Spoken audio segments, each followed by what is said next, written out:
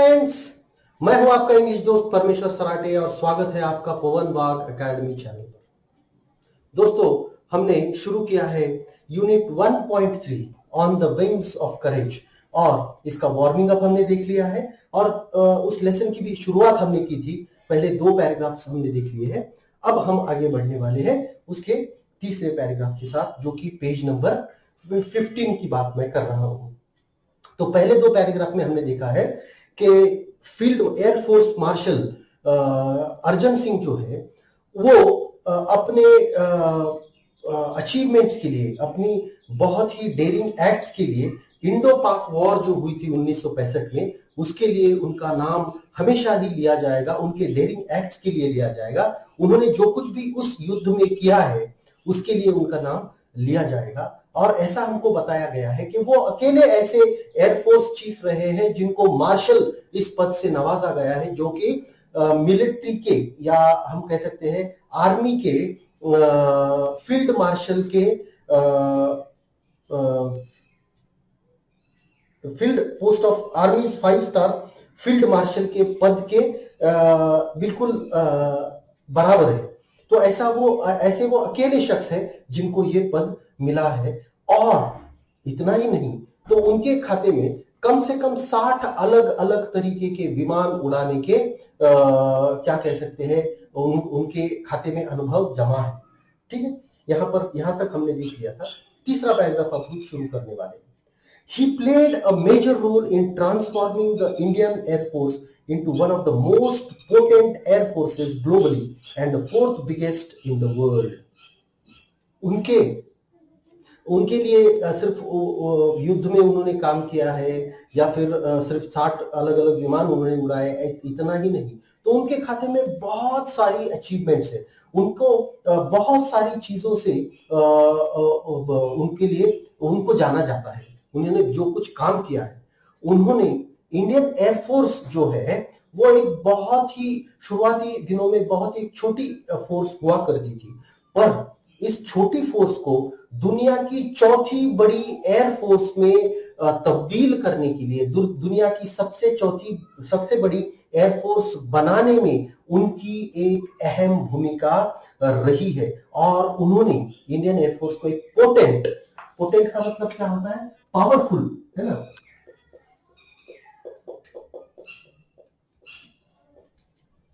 सिर्फ बड़ी ही नहीं, मतलब उन्होंने इंडियन एयरफोर्स को बड़ा ही नहीं बनाया है, दुनिया की चौथी एयरफोर्स ही नहीं बनाया, तो उतनी पावरफुल फोर्स भी उन्होंने इंडियन एयरफोर्स को बनाया है। His contribution to the Indian Air Force is monumental to the list. और उनका जो योगदान है इंडियन एयरफोर्स में, जो उनका योगदान है वो मॉन्यूमेंटल है। मॉन्यूमेंटल मतलब क्या होता है? मॉन्यूमेंटल का मतलब होता है बहुत ज्यादा बड़ा, इतना बड़ा कि उसको हम महान भी कह सकते हैं ना। महान योगदान है उनका। जो योगदान है इंडियन एयरफोर्स के लिए वो महान है, उसकी तुलना किसी और के योगदान से नहीं की जा सकती है। The Indian air force grew with him. Indian air force उनके साथ ही और उनकी तरह ही बढ़ता रहा अपने जीवन में, है ना। वो जैसे अपने जीवन में बढ़ते रहे, वैसे ही इंडियन एयरफोर्स भी बड़ा होते गया। He was epitome of military leadership in a classical sense, and it is therefore not surprising that he was honored with the rank of Air Marshal, Air Force Marshal. Former Vice Chief of Indian Air Force Kapil Kak said, है ना। Indian air force के जो retired Indian air force के जो Indian vice chief है कपिल का, वो कहते हैं कि उनका जो योगदान है उसे देखते हुए ये कह सकते हैं कि वो तो एपिटमी है। एपिटमी मतलब क्या होता है? ये एपिटोम नहीं होता है, एपिटमी होता है। एपिटमी का मतलब क्या होता है? उदाहरण, है ना। वो ऐसे मिलिट्री लीडरशिप के एक ऐसे उदाहरण है कि उन वो क्लासिकल एग्जाम्पल है। क्लासिकल मतलब जिसको आप कॉपी कर सकते हो, जिसको आप देख करके सीख सकते हो, ऐसा वो एक मिलिट्री लीडरशिप का उदाहरण बन चुके हैं। और इसमें कोई बहुत बड़ी बात नहीं है, इसमें कोई आश्चर्य नहीं है कि वो ऐसे अकेले शख्स है जिनको एयरफोर्स मार्शल के पद से भी नवाजा गया है। ऐसे एयरफोर्स के चीफ वाइस चीफ जो है कपिल काक, वो कहते हैं। Singh was honored with the rank of Marshal on the Republic Day in 2002। और ये जो अर्जन सिंह है उनको रिपब्लिक के गणतंत्र दिवस के अवसर पर 2002 में उनको ये मार्शल का पद उन्हें बहाल किया, एयरफोर्स मार्शल का पद उनको बहाल किया गया था। Sam Hormusji, Framji, Jamshedji Manekshaw and K.M. Kariappa were the only two army generals honored with the rank of field marshal। देखो, मैंने जैसे आपको बताया कि ये जो एयर चीफ मार्शल है, एयरफोर्स मार्शल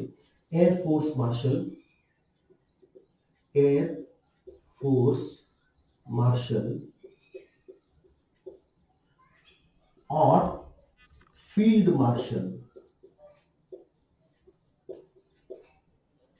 फील्ड मार्शल है आर्मी के, एयरफोर्स मार्शल है एयरफोर्स के, है ना। अभी देखिए ये जो रैंक्स है ये कितने लोगों को अब तक मिले हैं। ऐसे ये जो रैंक्स है ये कितने लोगों को मिला है? फील्ड मार्शल रैंक मिले हैं 2 ही लोगों को, जनरल K.M. करियप्पा और फील्ड मार्शल जमशेद जी मानेकशॉ, है ना। सैम मानेकशॉ उनको कहते हैं, उनको उनके छोटे से नाम से बुलाया जाता है, सैम मानेकशॉ।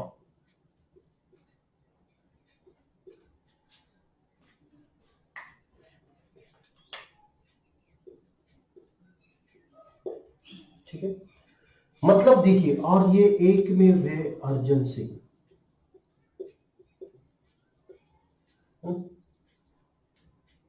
तो इसी से हमें पता चलता है कि स्वतंत्र भारत के 70 साल के इतिहास में 3 ही ऐसे लोग हैं जिनको ये पद बहाल किया गया है। उसी से हमें उनके बड़प्पन का पता चलता है, उसी से हमें उनके कार्य का पता चलता है। अर्जन सिंह एयरफोर्स मार्शल और Manekshaw and Cariappa field marshal. मतलब इसी से हमें पता चलता है कि वो कितना बड़ा पद हो सकता है, और अगर वो इतना बड़ा पद है तो उसके लिए कितने अचीवमेंट्स आपको करने होंगे ताकि वो पद आपको मिल सके। Known as a man of few words, Singh was not only a fearless pilot but also had profound knowledge about air power and applied it in a wide spectrum of areas। और ये जो अर्जन सिंह जी है वो उनको man of few words कहा जाता है। Man of few words का मतलब क्या होता है? मैन ऑफ फ्यू वर्ड्स का मतलब है बहुत ही कम बोलने वाला, है ना। बहुत कम बोलते थे, पर उनको हवा का और हवा के रुख का इतना ज्ञान था कि वो सारा ज्ञान उन्होंने अपने जीवन में, अपने एयरफोर्स के करियर में वो पूरा ज्ञान उनका झोंक दिया है। Singh has assiduously led the Indian Air Force during the 1965 war and denied success to Pakistani Air Force, though it was better equipped with American support। देखो 1965 की बात हम कर रहे हैं। 1965 मतलब भारत स्वतंत्र होकर के कुछ 17-18 साल हो चुके थे, तो वो बहुत ही क्या कहते हैं कम समय था जहां पर हमारे एयरफोर्स को सुविधा मिल चुकी थी या ऐसा कुछ है।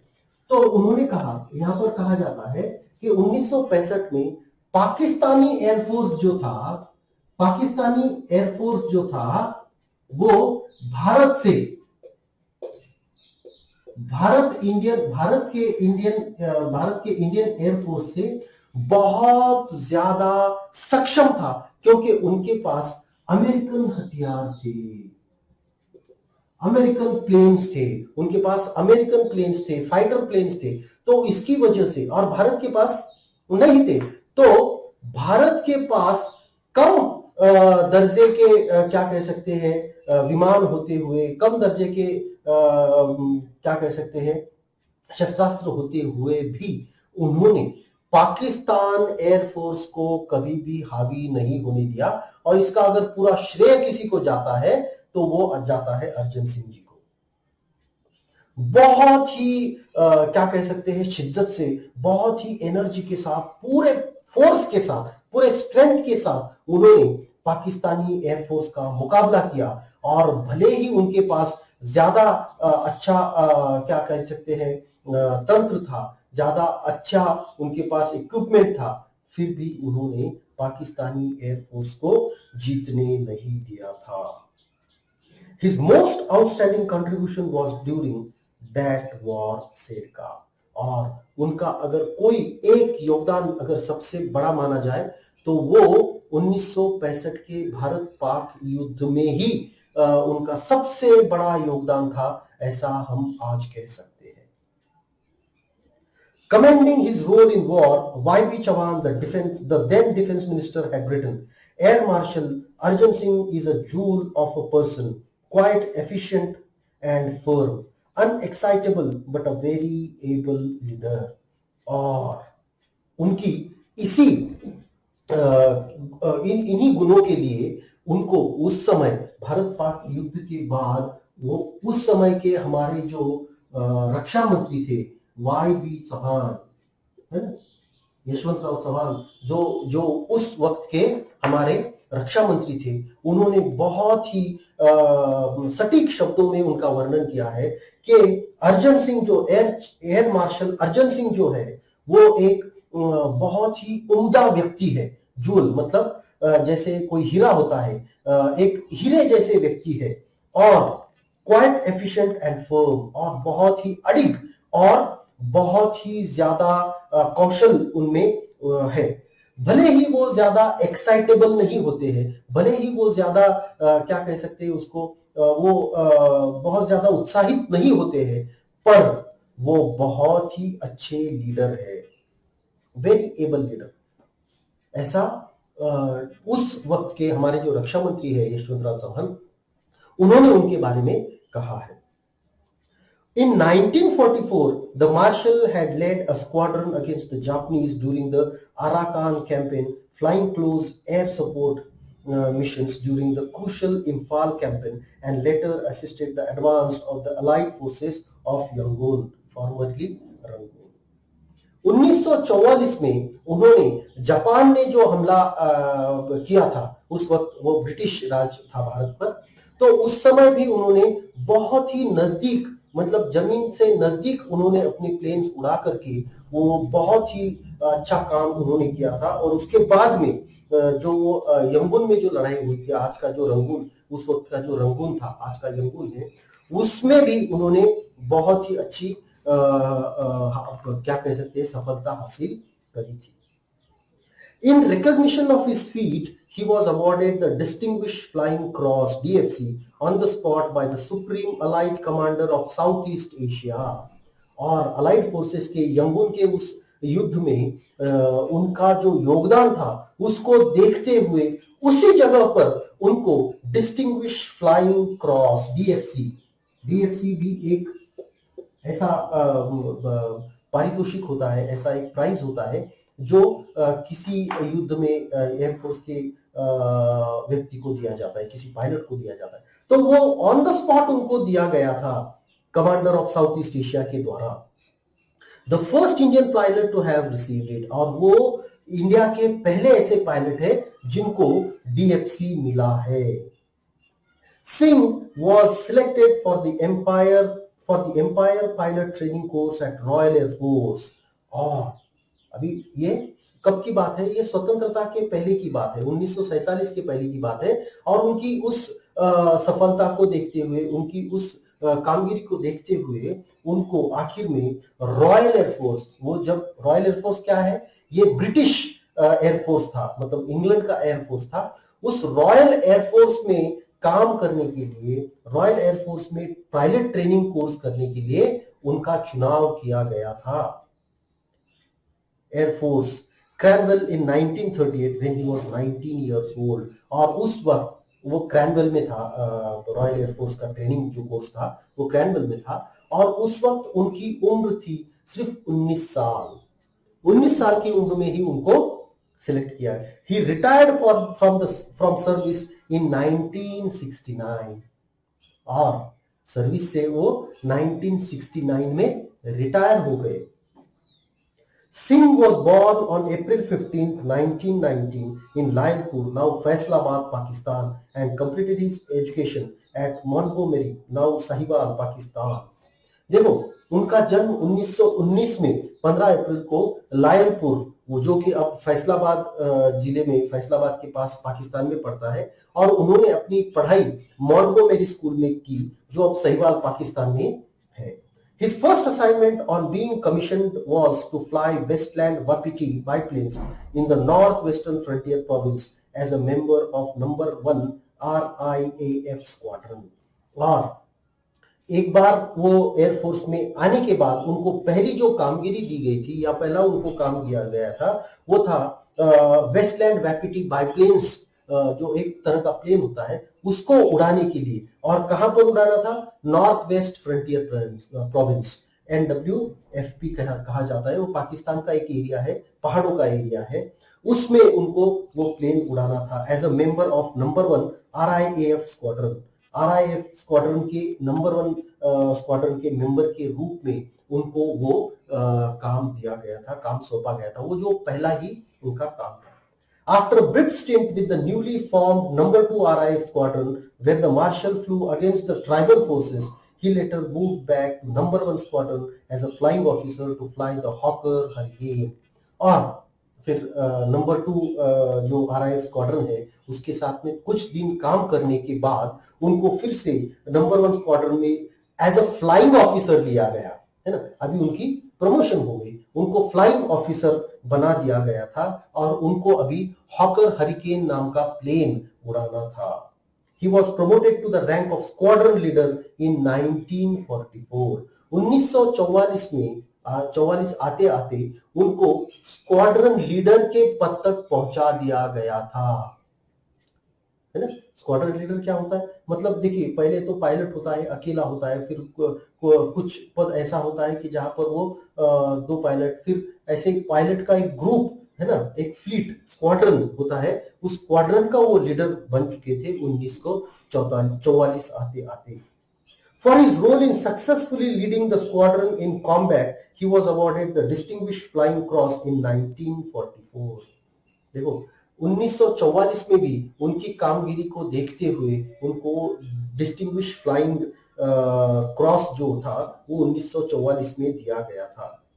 On 15th of August 1947, he achieved the unique honor of leading a flypast of over 100 Indian Air Force aircraft over the Red Fort in Delhi. और जब भारत स्वतंत्र हुआ, तो जब उस स्वतंत्रता का जो झंडा फहराया गया पहली बार, उस वक्त उनको ये बहुत ही क्या कह सकते हैं, विरला सम्मान उनको प्राप्त हुआ, जब उनको 100 एयरक्राफ्ट का एक जिसको कहते हैं फ्लाई पास्ट जो होता है, मतलब फूल वगैरह डालते हैं, तो जब झंडा फहराया गया उसके बाद 100 एयरक्राफ्ट का एक जो ताफा होता है उसको लीड करने का उनको मौका मिला था। एक ऐसा क्या कह सकते हैं मौका है, ऐसा विरला मौका है जो कभी बार बार नहीं आता है ना। 15 अगस्त 1947 एक ही बार आने वाला मौका था, और वो उस मौके को उनको उस मौके पर भी बहुत बड़ा काम करने को मिला था, उनकी अचीवमेंट्स को देख करके।